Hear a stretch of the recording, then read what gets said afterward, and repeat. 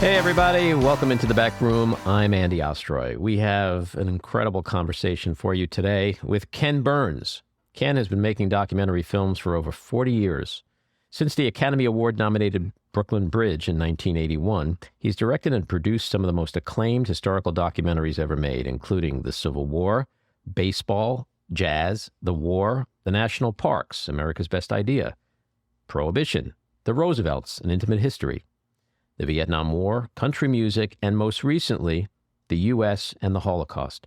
His future film projects include The American Buffalo, Leonardo da Vinci, The American Revolution, Emancipation to Exodus, and LBJ and the Great Society, among others.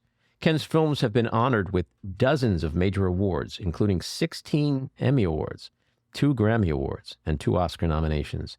In September 2008, at the News and Documentary Emmy Awards, Ken was honored by the Academy of Television Arts and Sciences with a Lifetime Achievement Award. In November of 2022, Ken was inducted into the Television Academy Hall of Fame. Ken, welcome into the back room. Thank you, Andy. It's good to be with you. So before we get into your very illustrious life and career, I know you are someone who's engaged with the world and what goes on in it. And so there's a few things that are happening in America today that I wanted to ask you about. And in particular, as someone who's made films about social injustice and racial injustice, criminal injustice, in particular, like the Central Park Five, about the 5 black teenagers in New York City in the 80s, wrongfully accused of a heinous crime. What do you make of what we've just witnessed in Tennessee? It's scary. There's so many things that seem to be the canary in the coal mine lately, where the movement towards and the sort of seemingly broad scale acceptance of authoritarian actions are happening over and over again. And I think you see it in the world, you see it in our politics in particular, and you see the overreach too. You see the ways in which people come back. I don't think this is positive, except for, as I used to say, I was saying, no Justins, no peace. I think the 2 Justins are back. And so that's good news for them. It's good news for their constituents. It's good news for the state of Tennessee, but they've got an opposing party with a supermajority that can do these sorts of tricks. I think one of them had pointed out that there was a sitting Speaker of the House who'd been under investigations for horrible things. One member had been accused of sexual abuse. Another had urinated in a chair, but that was not removable offense. It was only their coming and speaking about the tragedy of gun violence. But it's interesting. It will probably go nowhere, but the governor, Bill Lee, has apparently indicated a willingness to begin to talk about.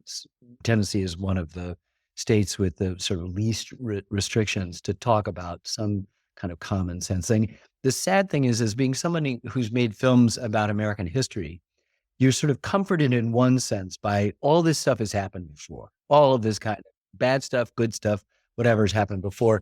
But it used to be that the Republican and Democratic Party sort of agreed, through the middle part of the 20th century on stuff. You agreed on people shouldn't have machine guns. You agreed that they shouldn't have semi-automatic, right? You kind of agreed. And then somewhere along the line, our politics really began to sort of skewer. Vietnam was a contributor to it. Not that it hadn't done that before, and it hasn't. I can go back to all the antecedents. Then in the 1980s, government became the enemy itself. And that had not really happened in quite the way that it had before. The doctrine that allowed you to require that an opposing viewpoint be added helped to moderate the kind of cuckoo-ness, the explosion of cable, and then the explosion of the internet. The loss of the Soviet Union gave the Republican Party the lack of a traditional enemy to fight. And so they turned to Bill Clinton and made him and his wife the enemy, and then made the Democrats. And then that's got exploded. So the QAnon, what happens that I've learned in my, 50 years of practicing filmmaking in telling stories in American history is that I make films about the US, but I make films about us. That's to say the 2-letter, lowercase plural pronoun, all of the intimacy of us and we and our, and all of the majesty and the complexity and the contradiction and even the controversy of the United States. And what I've learned, if I've learned anything, is that there's only us. There's no them. Hmm. and that get into trouble when we make a them, when we other somebody. There's where anti-Semitism and racism and xenophobia and all sorts of toxic brews that beset not just the people of the United States, but human beings in general. And that my feeling is that when you see somebody making a them, just run away. And you'd be surprised. I think because in our media culture, anything that bleeds, it leads. We tend to over worry about it, but we're definitely in the fourth great crisis, the Civil War, the Depression, the Second World War, this one, which was a combination of Trump, COVID, George Floyd, all of these sorts of things mixed in together have given us this kind of, real reckoning. And this is the first time in which you've really got questions about free and fair elections, peaceful transfer of power, independence of the judiciary.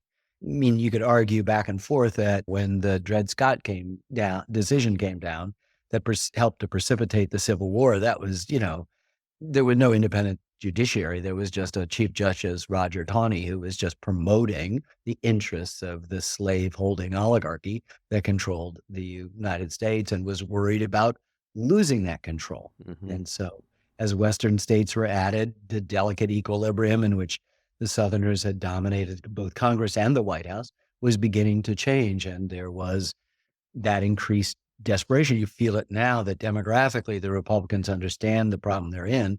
And so it's,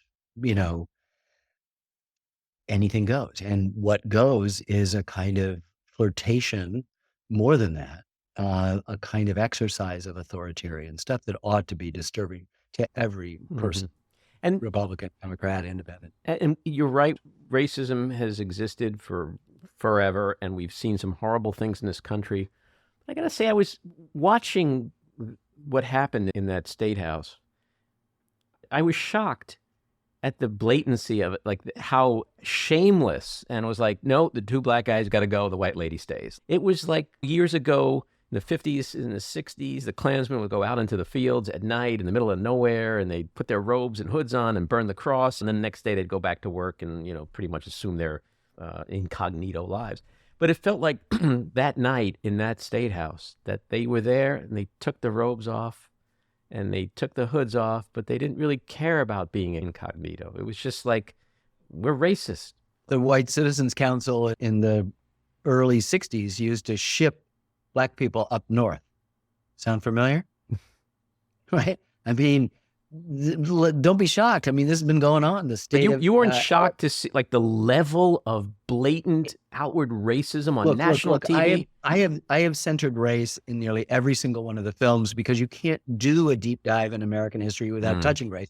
And I've taken for decades lots and lots of criticism from colleagues, from friends, from even critics, even some scholars, like stop centering race. And when Barack Obama was elected and inaugurated, they said, now will you shut up? And I just held up the Onion magazine, which said, January 20th, 2009, black man given worst job in nation. Said, just watch what happens. I am not surprised. And I'll tell you why. You go back to the state just below Tennessee, Alabama. They decided a few years ago to strengthen voter registration. They know the demographic worries that they have. So they make it important to have a driver's license before you can vote, right? They then go and close down the DMV in that big, huge swath of black counties that are majority black counties. Just blatantly pulled it out. What happened, I think, with the Justins is that it was so obvious. And I mean, they're arguing, saying, look, the white woman didn't do a bullhorn and that violates our thing. But neither did any of them pee in the seats of a member or be accused of sexual abuse. They're all incredibly thoughtful, all three of them, incredibly thoughtful politicians and represent a kind of new generation.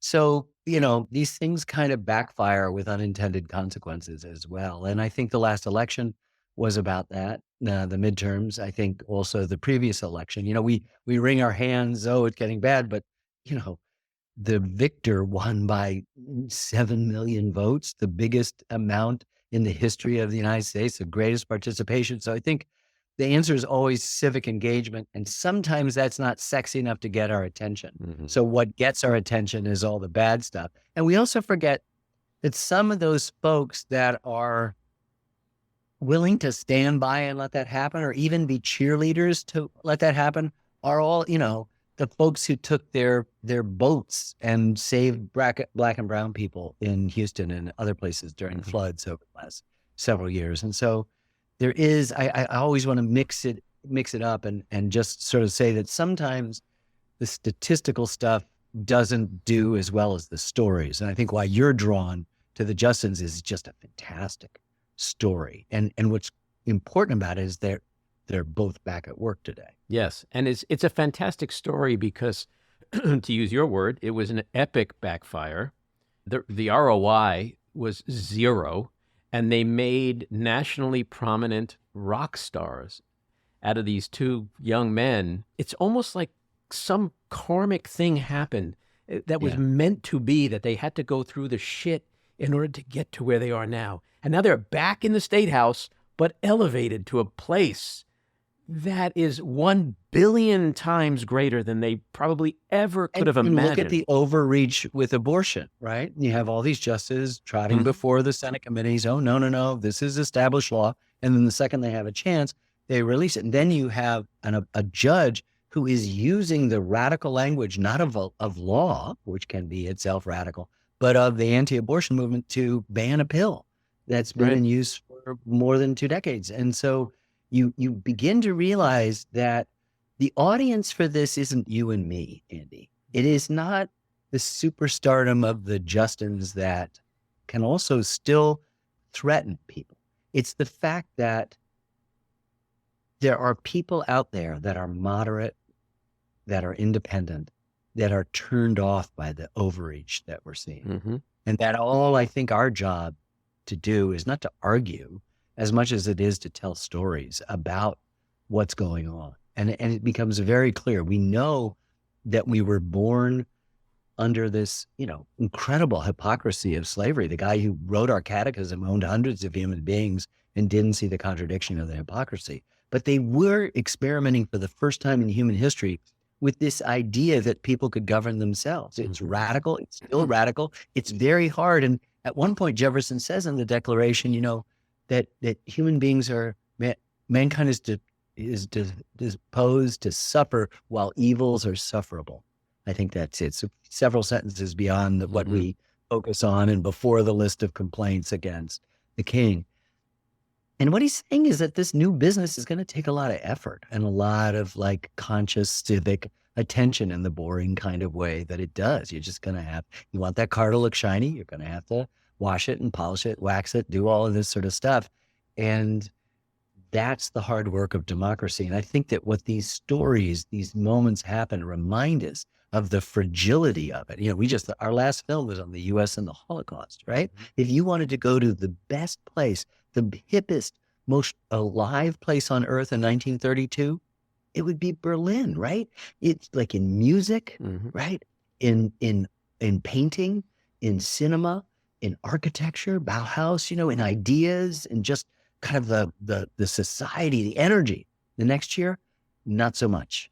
So you begin to see, and we felt strongly and powerfully and with great trepidation, the fragility of the institutions that we take for granted. And I think some of these stories, the Justins in Tennessee, the Texas judge, the Supreme Court, Clarence Thomas's, just expense account, the Alabama DMVs. All of these are stories that remind people, not just you and me, to do the right thing. To just let's get back to a kind of centering that takes place in which people can agree to get things done. I mean, what is not news, which I am just so stunned about, is that the current administration's legislative accomplishments are the third greatest in the last 100 years. That is to say, FDR owns the record by far. His protege, Lyndon Johnson, has the second best. Joe Biden has the third. And you just kind of go, why isn't that news? Why do you not know about this? And why is his approval rating And why is his approval rating? Because if you say it long enough, right? Government is bad. This guy is old. This guy can't do things. This guy took a 10-hour. I mean, it's not the Acela from from Washington to Wilmington. He took a 10-hour train thing from Poland to Kyiv and walked through the street. It reminded me of FDR and in Yalta with Stalin and he couldn't walk. Stalin and Churchill. And guess where Yalta is? In Crimea. Mm-hmm. And guess where Crimea is? In what was the Ukraine is now occupied by Russians. So, to people who sort of are in this storytelling business in history, you realize that Mark Twain is right. History never repeats itself, but it rhymes. The rhymes are so perplexing. They're so exciting. They're enervating. They're anxiety producing, and they, human nature doesn't change. There was, every film that I've worked on, and I'm working on stuff in the 18th century now. They're people just like us. There's one of the reasons why the anti-parliament sentiment in the United States was kept up, particularly in New England, is because they had a whole set of what we'd call other media that was all grievance. Samuel Adams was the greatest grievance. He said, if you just keep people upset, right, enough, which is why you don't hear about Joe Biden, why the popularity is stuff. But, who are you going to trust with your teenage daughter, right? The other guy? I've always said that. I said, look, This even the is a MAGAs, like if you need a basic human thing. babysitter for your 12-year-old If girl, you need a babysitter, are you getting Trump or Biden? Yeah, right. You're getting Biden, Uncle Joe. He's Joe. He's like Grandpa Joe. Look him on. But then they're very good at trying to portray Joe as the guy who like whispers in the late women's ears or touches their shoulders. Like he's the pervert, not the guy who actually admitted to grabbing pussies. Not that guy, but the guy who has absolutely no one accusing him of anything. Right? But that's where we live today.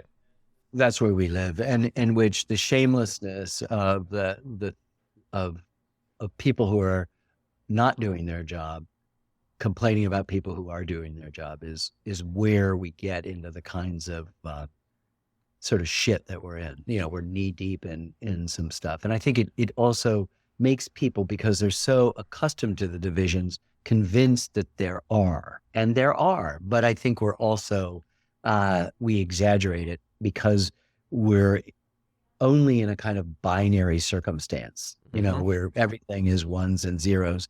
Everything is red state or blue state. Well, you hit the nail on the head earlier when you said that there was a time where we used to be able to agree on certain things.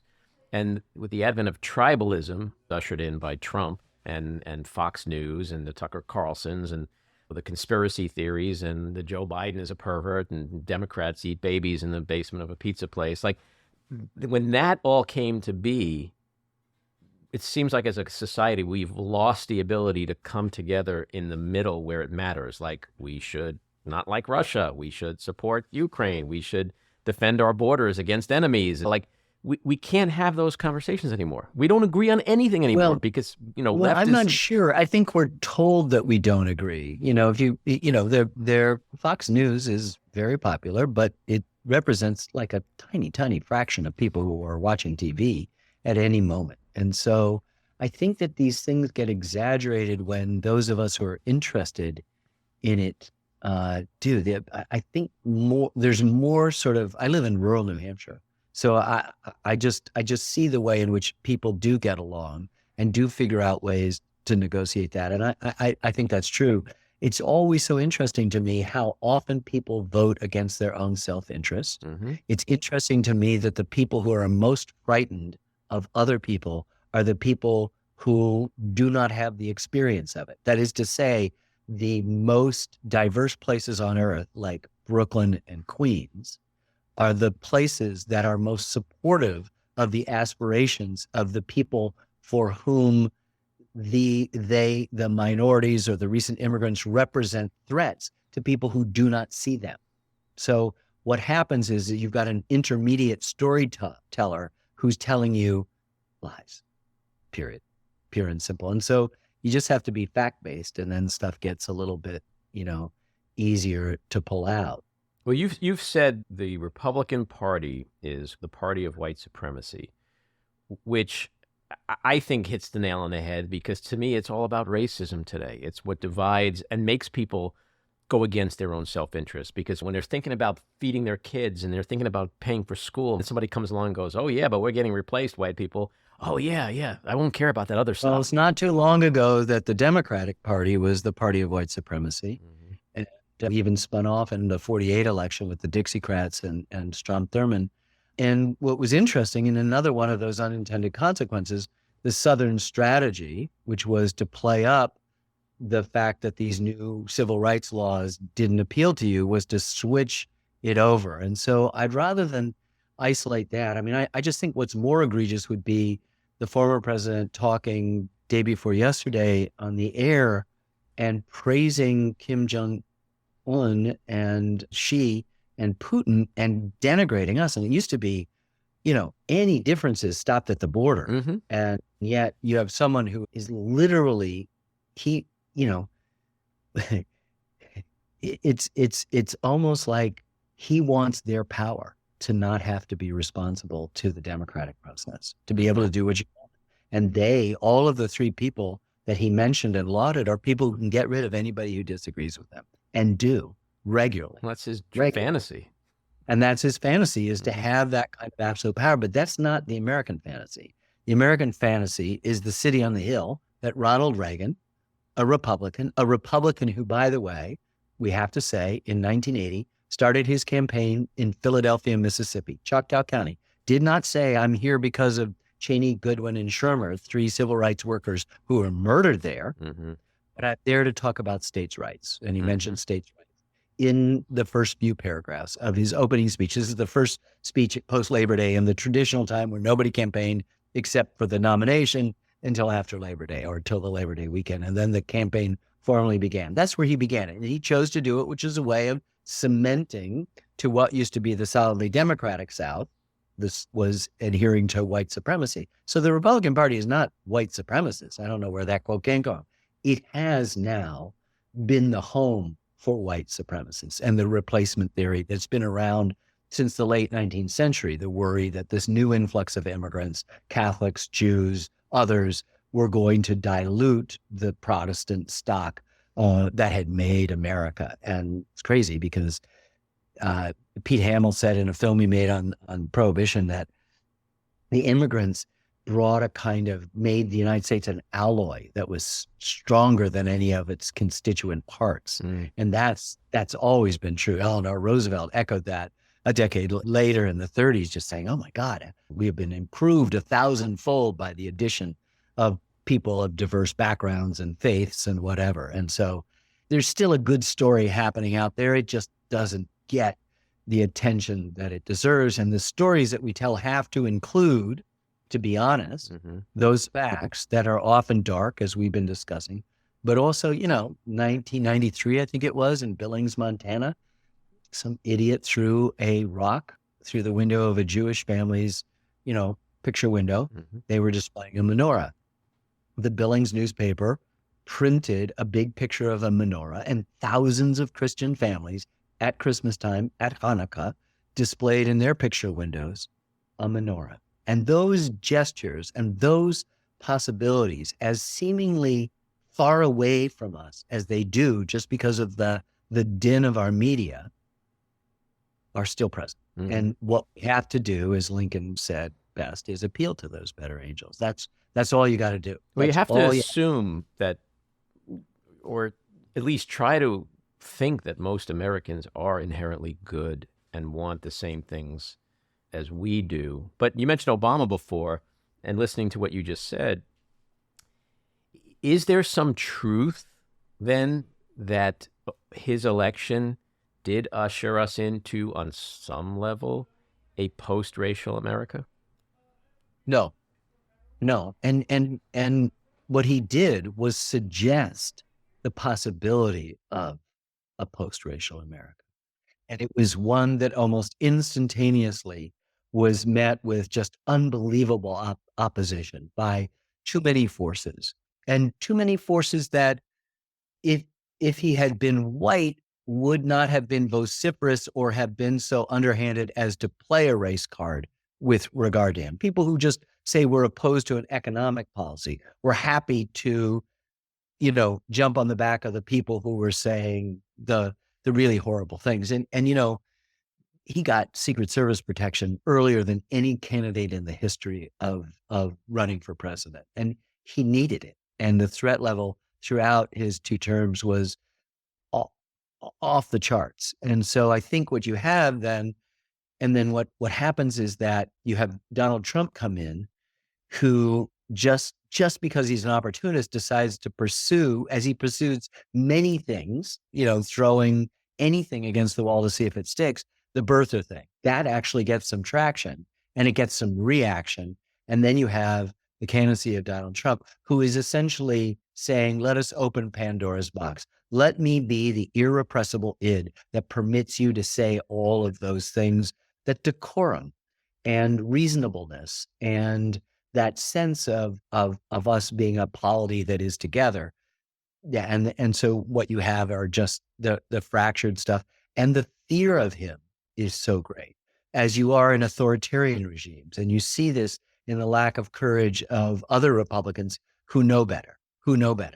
And then, unfortunately, like the Sorcerer's Apprentice, you see that also spawns so many other people who are willing to parrot exactly what he's doing in ways that threaten us as well. Is he more or less dangerous, in your opinion, than he was years ago? I think he's less dangerous. Just the 20 election, sort of proves that. And I think he's got, some very serious legal challenges, and that I think at some point you don't just want to win the Republican primary. You want to win the general election, and you can do it in a lot of states. And the way the electoral college is set up, it makes it closer than it actually was. Whenever I think of Trump, I always have to think like I'm in his head, not mine, because that means I leave logic, rational thinking, critical thought behind. So in his mind, is his game plan, is his long game to become president not by winning, but when he loses again, to your point about the general, because now there's some levers of government that were changed, like in Georgia, that might, now that he's learned from what didn't happen in 2020, have they changed things to the point where he thinks this time, post-election, even if I lose, I could become president? Is that his game plan? I don't know. I think there is more intelligence and more logic and more cunning in it. I thought what his niece's book, which was like, I think, Too Much and Never Enough, it is a really good insight. I think it is so moment to moment that it's just, in our action pictures, it's somebody running away from the apocalypse, and each step they step on dissolves the second they step on the next one. And I think a lot of it is just staying cleverly one step ahead of forces, and I think there's an enormous amount of chutzpah there to do that. But I just wish there was some coherent policy rather than just throwing crumbs to, and not so much crumbs because of the judiciary, saying yes to stuff that he doesn't believe in. We know him from New York. We know what he believes in, which is whatever is good for him at that moment. So it sounds like you think he's pretty much going to get the nomination. That seems. I don't know. I don't know. It really remains to be seen. I think right now, yeah, and that I don't think that bodes well for the Republican Party. You want to have a Republican Party that represents some values that aren't just the extreme values, with regard to guns, with regard to a woman's right to choose, with regard to foreign policy, with regard to, it's like Casablanca, what our 2 lives don't amount to, an anthill compared to us. Ukraine to me is like, that's it. You can prevail in Ukraine, and then there's a real sense of possibility, or at least being able to change the dynamic.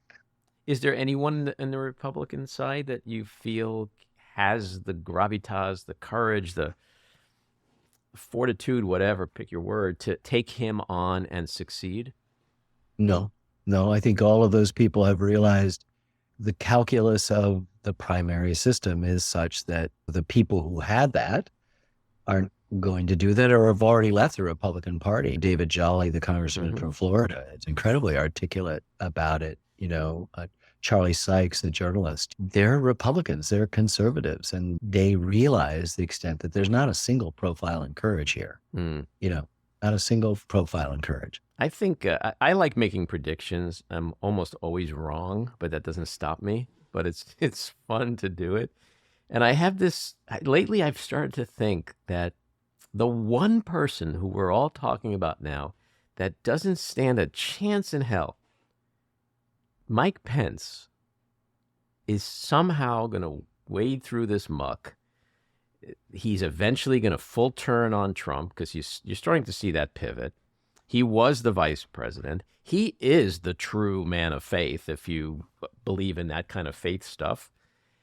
And given Trump's problems and what we can agree is a very difficult road ahead of him, legally at least, it just seems likely that the person that people could quickly turn to is Mike Pence. And I'm wondering, is he really a coward and feckless, or is there actually some genius at work right here, that he is just waiting and biding his time and right place, right time, right guy? I think you've gotten inside his head. I think that's what he would want to believe, that there is a path in that regard. I don't really see that in that way.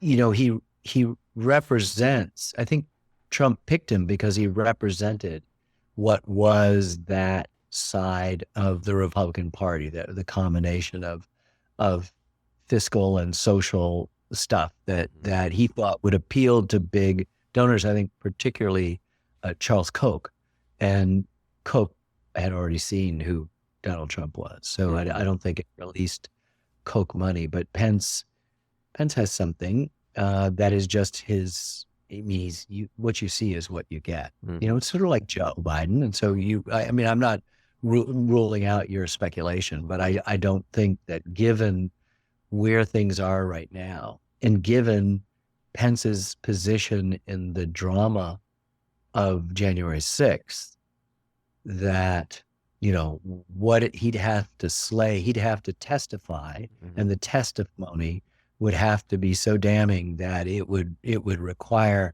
the special prosecutor at DOJ, Jack Smith, to indict on a lot of different things. And then he'd have to fall. You'd have to have the resentment disappear, right? It's like Hail Dorothy, the Wicked Witch is dead, and all of the minions that are protecting the Wicked Witch are now suddenly, instantaneously, the spell is broken. This requires a lot of certain things to happen, right? Well, that's true. And there's an awful lot of time between now and politics, and a year and a half is an eternity in politics. Eternity. But one of the things that I think has taught me, that I've seen in the last 7-8 years, is that conventional wisdom doesn't work anymore. Everything that we've seen has utterly defied conventional wisdom. So the conventional wisdom today would be, there's no way Mike Pence is going to be the nominee. No. I'll tell you, a year and a half from now, or whatever, I could be sitting here looking golden. Yeah, you may be too. I mean, my biggest thing is, after I make a film, I work really hard to just tell the story, but I lift up and realize the way in which it's resonating, echoing in the present. And so I would have a stump speech that would be, for years, started with the Civil War. What if I told you I'd been working on a film about this, about this. So in a film I released in the fall of 2017, so Donald Trump has been in office for, 8 or 9 months, whatever it is. I said, what if I told you I'd been working for 10.5 years about mass demonstrations taking place across the country against the current administration, about a White House in disarray, obsessed with leaks, about a president sure the press was out to get him, about asymmetrical warfare that confounded the mighty might of the American military, about huge, big document drops of stolen classified material that destabilized a presidential election, and accusations that a political party reached out to a foreign power to affect a national election. You'd say I've been talking about what's been going on for the last year and a half in the United States. But all of those things were true in December of 2006 when I decided to do a film on the history of the Vietnam War. And all of them were true when we locked the picture in December of 2015 to allow us to do a long 10 episodes, 18 hours of post-production, a month before the Iowa caucuses, out of which no one thought Donald Trump would emerge. So you're absolutely right. So the Ecclesiastes says, what has been will be again, what has been done will be done again. There's nothing new under the sun. That suggests that human nature doesn't change. And so it superimposes itself on the random stuff of events. And that's what makes the storytelling part of this, rather than the statistical stuff or the binary stuff, much more important to try to understand and come to terms with. But, there's still no them. There's still no them. There's only us. And, eugenics, we learned in our Holocaust thing, was this pseudoscience invented to try to suggest that there might be a hierarchy of races, of ethnicities, even of nationalities, when of course there's only one race, and that's the human race. And period, full stop, nothing else. Well, let's shift to your career. I want to talk to you about that, and this is a good segue. I do want to say The Justins would be a great name for a future Ken Burns documentary. I'm just throwing it out there, or No Justin, No Peace. You can go with either one. No Justins, plural, no peace. I just, to me, I just suddenly came to me the other day. And then I suddenly, the next day, thinking I was, of course, genius, saw that there were 6 signs that said at least No Justin, No Peace in Nashville around the city council and then around the state house. So when I look at your career, I kind of equate it to music, okay? And as a huge Beatles fan, to me, there's the Beatles, and then there's everybody else. And so when it comes to documentaries, similarly, there's Ken Burns, and then there's everybody else. So what I want to know is, what makes you... that's so unfair. I'll answer your question. No, and that's not... Wait. That's not denigrating others, because I love the Rolling Stones, but they are not the Beatles, okay? They're not the Beatles. They're not the Beatles. And I know a lot of documentarians. I made a documentary, which, by the way, I have one documentary I made. So for me, talking to you right now is like a little leaguer talking to Babe Ruth. But so the point I'm making, though, is that you have elevated to a level so far beyond what any documentarian could ever aspire to. And what is that secret sauce? What is it about your films? What is it about you? I mean, you came out in 1977 with the Brooklyn Bridge, and your first film, and it was nominated for Best Documentary Academy Award. Talk about, where do I go from here? I would love for you to get in your own headspace. What makes you Ken Burns / the Beatles when it comes to documentaries? And you could pick your Beatle. You could be John. You could be Paul. You could be... John. I'm a huge Beatle fan, too. I mean, they are really the sun and the moon and the stars for me as well. And so what you said, Andy, I just take as the highest compliment. It's not true. There's so many different areas of documentary that they just don't overlap. They're apples and oranges. And so it's not just saying Rolling Stones, I like them too, but they're people that are doing classical, and there's people who are doing rap, and there are people who are doing soul, and there are people doing R&B, and you can't, a convenience and commerce often in silos music into different things. We learned in country music, all of the guys that on Mount Rushmore all had African-American mentors. So that was an important part of what we learned in that story, that we couldn't just sort of conveniently sort of describe it as one thing. I started Brooklyn Bridge in 1977. I finished it in 1981. And I think a lot of it has to do with just perseverance. I used to keep on my desk 2 3-ring binders, each of them, 4 inches wide, with all the rejections. I looked about 12 when I was trying to raise money, and they would say, oh, this child is trying to sell me the Brooklyn Bridge. No, And I was looking for $1,000 or 1,500 or 2,500. I mean, that was it. And I just kept going. And I think people with a lot more talent, I just knew that I learned early on through tragedy, the death of my mom and my father's inability to respond to it, except at a movie where he cried, that I wanted to be a filmmaker. That meant being John Ford or Howard Hawks, Alfred Hitchcock.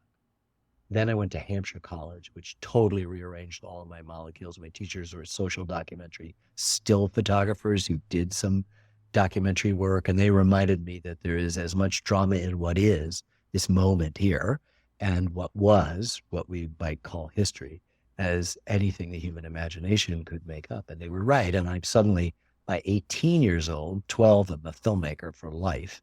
18, I'm a documentary filmmaker. And by the end of Hampshire, I'm making a film on history, which completely, on the last course I took, the only course I took in history in college was Russian history. So, I mean, I loved it and I knew it and I wanted to know more about it, but I was so lucky that all these things came together. And then when I was living in New York City and I'd shot in the spring and the early summer of 79, like 70% of what we were going to do for the film.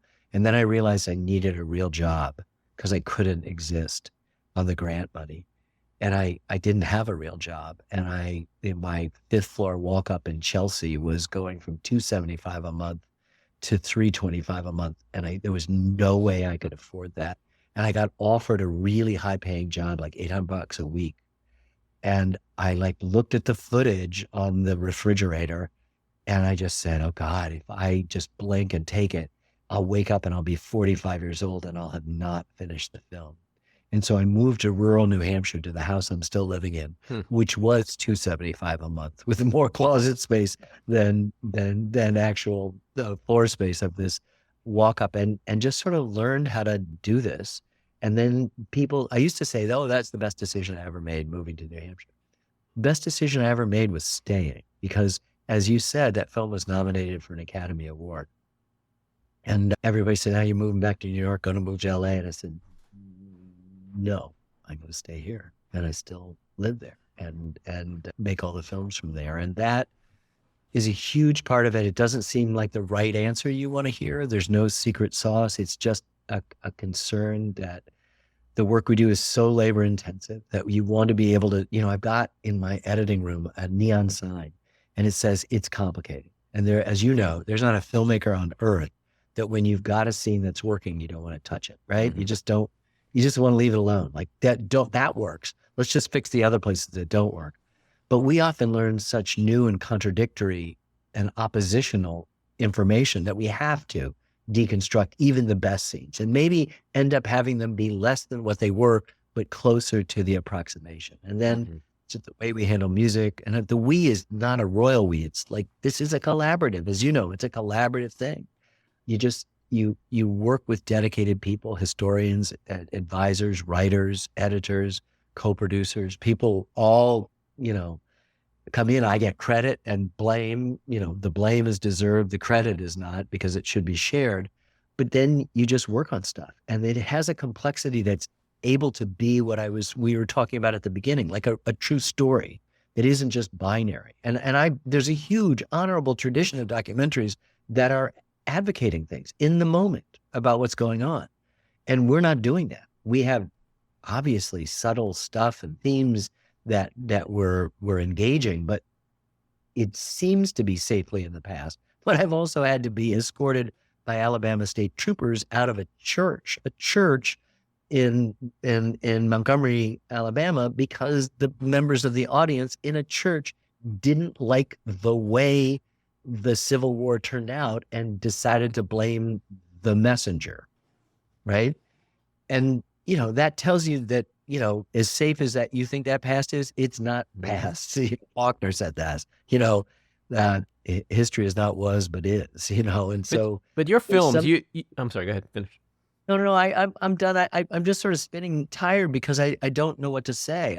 But your films have been lauded for everything from the unique editing style, the narration, the music, the vision, all of it together. There is something to be said about the technique that you bring that has been not just lauded, but copied. And I think that's what people talk about when they say that there's Ken Burns and then there's a lot of other people that do very great work, but it's still in a different category. You So mentioned let me team. add, I've added biography as a reason, like tragedy, the 10-year illness of my mom and her death when I was 11, my father's own stuff and his inability to cry at her illness or her death or her funeral, which was very sad, but able to cry at an old movie by Sir Carol Reed called Odd Man Out with James Mason about the Irish troubles of the 19 teens and 20s.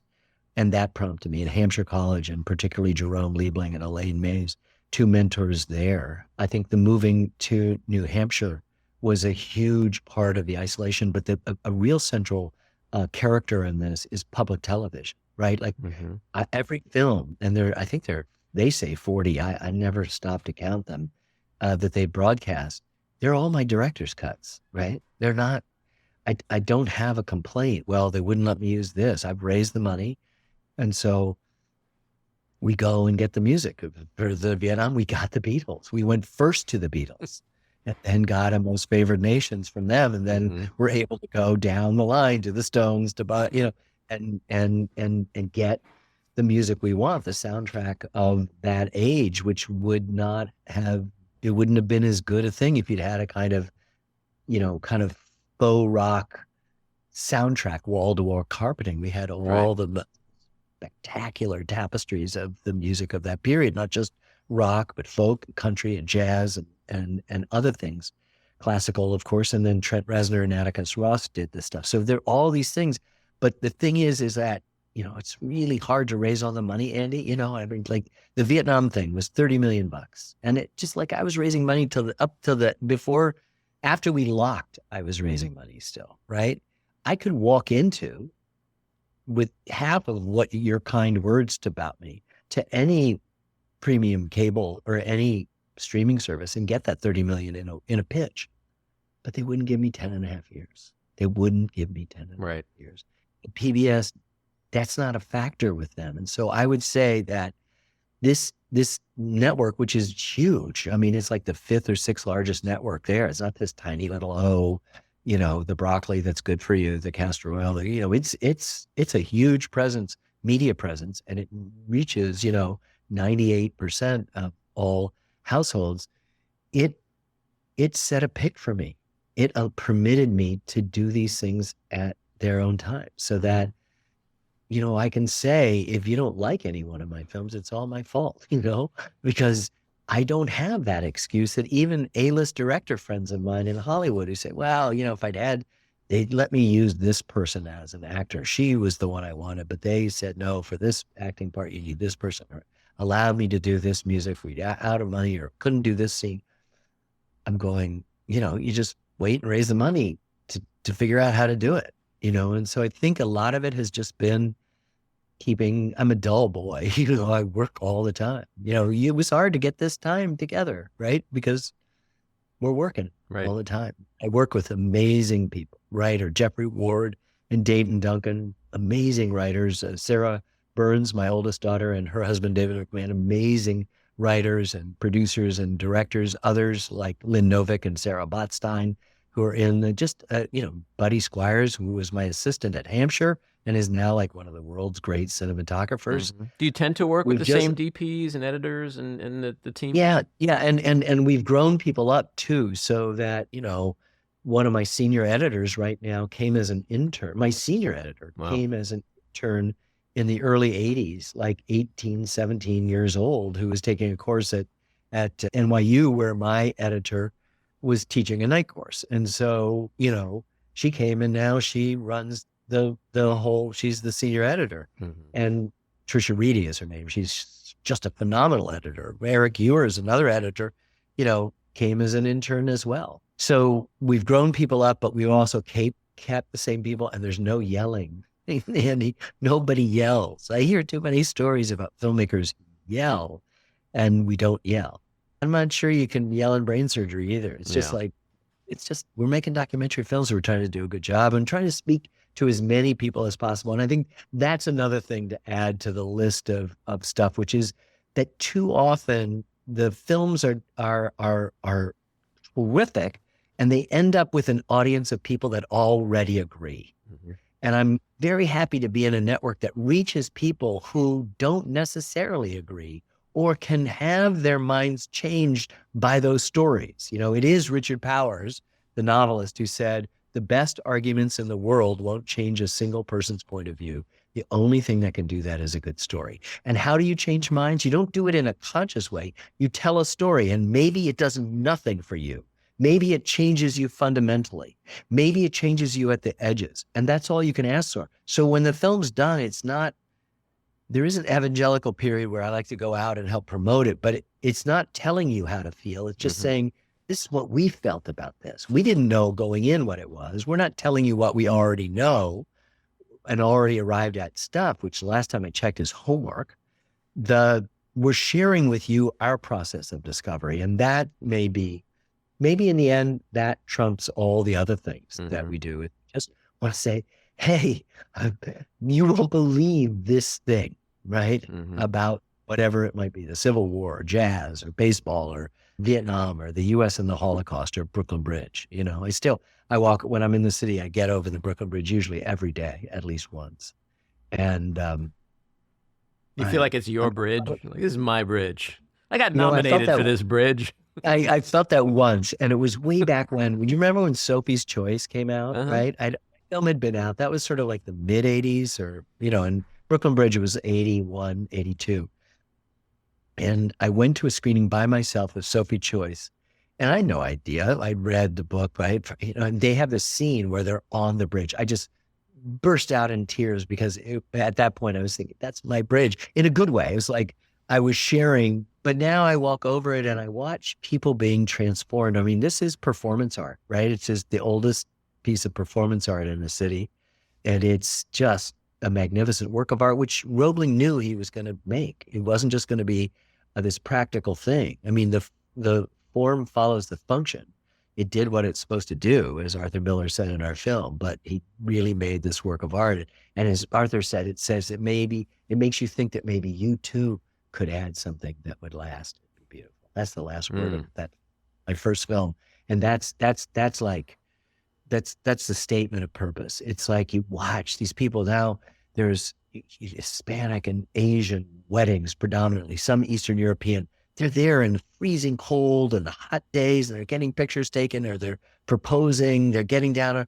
People are going, when I walk, since I do it so often when I'm in the city, I see people and I wave to the same people who are at the same time walking in the opposite direction across the bridge. And there's a kinship that comes from that. And I'm going to do it tomorrow. I'm going to film a conversation with somebody, or somebody's going to film a conversation with me and talking about the bridge. And so I don't own it anymore. I felt that I did in that one moment watching Sophie's Choice, just because it was such an emotional feeling, like, yes, somebody else understood how incredibly central that bridge is to all of our feelings and affections. It's just such a great work of art, which you don't really expect to come across in something that's just trying to get you from the bedroom community of Brooklyn to Manhattan and back again. And then it's going to not only do that, it's going to unite the city, right? Because once you've got that bridge, all of a sudden you've now got, it's not that much longer. It's 1883, it's dedicated. And then the city comes together in 98.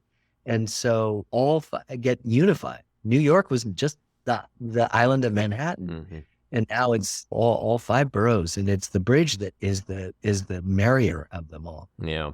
I know we have just a few minutes left. So I have two things I want to talk to you about: your process and your influences and what's shaped you as a filmmaker. You talked about your mom dying, which is a subject that I know about. Raised a child whose mother died when she was 3. When asked about would you ever make a film about her, you basically said no, but because all my films are about her. Explain that. No. She's here right now. You know, her name was Lila, Lyla. She got cancer when I was 2 or 3 years old. There wasn't a moment when I didn't feel like this gigantic sword of Damocles was going to drop on our heads. Poor family. We just struggled and struggled and struggled, and she passed away. I was told when I was 7 she was going to die in 6 months. She told me she was going to live till junior high, which to me felt like it was 1,000 years away, and she missed it by a few months. After she died, my father had this stiff curfew, but he forgave it and gave me this movie education that was so amazing, and that's where I saw him cry. But he also, I began to realize that I was not, all through my childhood and then teenage and then adulthood, I could remember the day, April 28th, that she died. I could see it coming and then it receding. I was never present for the day. And my late father-in-law had finally said, I seem to be keeping my mother alive. Mm. And he said, yeah, I bet you as a kid you blew out the candles on your birthday cake wishing she would come back. And I said, how'd you know? He goes, that's the magical thinking of this kind of person. Mm. Lost somebody that has meaning to them. And he said, and look what you do for a living. I said, what? He said, you wake the dead. You make Jackie Robinson and Abraham Lincoln come alive. Who do you think you're really trying to wake up? And so my conversation, and it sounds like dime store psychology, but it was from an eminent psychologist, so it's no longer dime store. Quarter store. It suddenly it's right, at least, or $half store. He actually touched on something, and it was, by then I was 30, 39. And so I was well advanced into my professional life, but it changed things. I've never not forgotten it. It's often twice a day, early in the morning and in the late afternoon, that I see 428 on thing, and I speak to her. My oldest daughter named her, her name, Lila, was draped in black crepe all my life. We barely could say it. It was mommy or mama, whatever it was. And my oldest daughter named her first child, Lila, Lyla. And so all of a sudden birds chirp and flowers bloom, and it's got new connotations. And so she's always present. There's not a film that isn't about her, because I'm interested not in excavating the dry dates and facts of the past. I'm interested in an emotional archaeology that will touch on higher emotions, not nostalgia, not sentimentality. They're the enemies of good anything, but some higher emotions that are things that you've touched. And you've touched in having to negotiate the story of your tragedy, and more importantly, the story of your daughter's tragedy, that are about that. Like, none of us get out of here alive. And so what do? It'd be reasonable to assume that human beings could lie on the floor in the fetal position and do nothing, but we don't. Right. We write studies, we make cures for diseases, we raise children with love, we tend gardens, Holy Toledo, what a great story. Stop the presses. Right. Whitney calls it the wolf at the door, meaning, none of us are getting out of here alive, right? None of us. No excuse is going to be made. Mm-hmm. And yet so many of us, so much of the human project is about that hope. That I hope that somebody asked me, what's the common ingredient? We know, Ken, it's all American history. Now we're doing a film on Leonardo, so it's not all American history. But I just say love. It's the most difficult 4-letter word to actually say and understand and come to terms with. But it is. And it's love of mother. It's love of family. It's love of all of the things. It's the sadness at loss. All of those things activate parts in all of us. And so, people say that we kill people well. That's what they say in our films. When then Abraham Lincoln dies, I cried. Or Jackie Robinson died, I cried. Or Jackie Robinson died in his solo film, I cried. Or Louis Armstrong died, or whatever it might be. And that has to do with truly trying to tap the higher emotions that are really, when we say something is greater than the sum of its parts, if the sum of the parts are down here and this is what it is, what's the difference? We never ask ourselves, what is the difference? And I believe it's the higher emotions. It propels art. It propels love and our relationships. It propels our faith if we have it. It even animates the humanities and reason and science. It's the God factor, in all of these things. And so, if there's a secret sauce, it might just be trying to be attuned to some, to be attuned to that emotional reality. You and I once spoke, and I had asked you about how do you make films that are so diverse in the subject matter? And your answer really shocked me. Yeah. It's the same film over and over again. Yeah. Yeah. Who are we? Who are we? Mm-hmm. That's the only question that I've asked in every film. Who are we? And you get back, each project sounds, it's like sonar. You get back all sorts of things. At the same time, you get back the same message, right? It's very, very complex. has to do with race, has to do with freedom, has to do with excellence and innovation, hard times and war. It just has to do with bottom up as well as top down. It has to do with the the particular and the macro. The architecture of the atom is very similar to the architecture of the solar system. Let's go with that. What does that mean? How is it that Blake said, the romantic English poet said, you could find the world in a grain of sand. Mm. That's so the projects may seem diverse and specific, but it's the world you're looking for. Right. Well, you've been so generous with your time. I literally could sit here for the next 10 hours, which means we're both going to have to find the time to Then do it'd be this like again. a Ken Burns documentary, for crying out loud. Yeah, well, maybe we just, do podcast the movie where you and I just talk Yes, like right. Fran Lebowitz Or and Andy Warhol Sleep, right? My Dinner with Ken, like we can go on and on. But I would love to have you back at some point. I know you're a busy guy, It'd but be great. there's so much to talk about the business of documentaries that we didn't have enough time to get into. But I wanted my listeners to get a sense of who you are, what motivates you, what inspires you. And I think we've given them that today. But there's so much more to you as a person, as a filmmaker. And so I do hope you'll come back at some point. Love to, my friend. Thank you. All righty. Thank you. Take care. That's episode 63. If you like what you've been hearing, and even if you don't, let us know. We appreciate the feedback. You can leave us a message at 845-307-7446. Email us at backroomandy@gmail.com or tweet to me at Andy Ostroy. And when you listen, please take a quick moment to rate and review. It's very helpful. I want to thank my co-producer, engineer, and editor, Maddie Rosenberg, associate producer, Jen Hammoud, Cricket Langell for our artwork, Andy Hollander for our kick-ass music, Patricia Wind and the Epicurean for the Backroom Studio, and a big thank you again to our guest, Ken Burns. So keep your eyes on Washington, Hollywood, and your own backyards, and we hope you'll join us again next time. Have a great week.